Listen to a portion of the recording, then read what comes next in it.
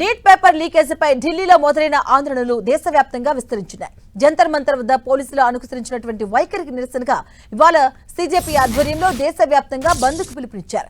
ఇప్పటికే ఈ ఆందోళన కారణంగా ఢిల్లీలో మెట్రో సేవలు నిలిచిపోయాయి. దీంతో సామాన్యులు తీవ్ర అవస్థలు పడుతున్నారు. ఆఫీసులకు, కాలేజీలకు, ఇతర పనుల కోసం వెళ్లే వారికి ఇది ఇబ్బందికరంగా మారింది. ఆందోళనలు ఉధృతమైనటువంటి నేపథ్యంలో కేంద్ర ప్రభుత్వం కీలక ప్రతిపాదనల్ని విద్యార్థులు, కాక్రోచ్ జనతా పార్టీ నేతలు ముందు పెట్టింది. చర్చలకు రావాలంటూ కాక్రోచ్ జనతా పార్టీ నేతలను మరోసారి ఆహ్వానించింది. అనుకూల సమయంలో ఎప్పుడైనా ఎక్కడైనా చర్చించేందుకు ప్రభుత్వం సిద్ధంగా ఉందని కేంద్ర మంత్రి జితేంద్ర సింగ్ స్పష్టం చేశారు. ఈ సందర్భంగా ఆందోళనకారులకు కేంద్రం 4 ప్రతిపాదనలు చేసింది.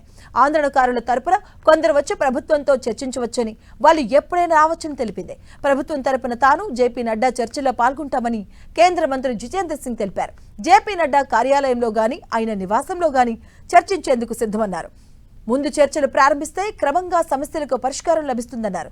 విద్యార్థుల సంక్షేమాన్ని దృష్టిలో పెట్టుకుని అందుకు అనుగుణంగా ప్రభుత్వం చర్యలు తీసుకుంటుందని చెప్పారు. సీజేపీ ఆందోళన నేపథ్యంలో న్యూఢిల్లీలో ట్రేడర్స్ అసోసియేషన్ కీలక నిర్ణయం తీసుకుంది. ఆందోళన తీవ్రతర అధికంగా ఉన్నటువంటి కన్నాట్ ప్లేస్ ప్రాంతంలో సాయంత్రం 6:30 దుకాణాలు, కార్యాలయాలు మూసివేయాలంటూ ఆదేశాలు జారీ చేసింది. అందుకు యజమానులు సహకరించాలని కోరింది. న్యూఢిల్లీ ట్రేడర్స్ అసోసియేషన్ ఆదేశాలను ఆమ్ ఆద్మీ పార్టీ అధినేత అరవింద్ కేజ్రీవాల్ ఎక్స్లో పోస్ట్ చేశారు.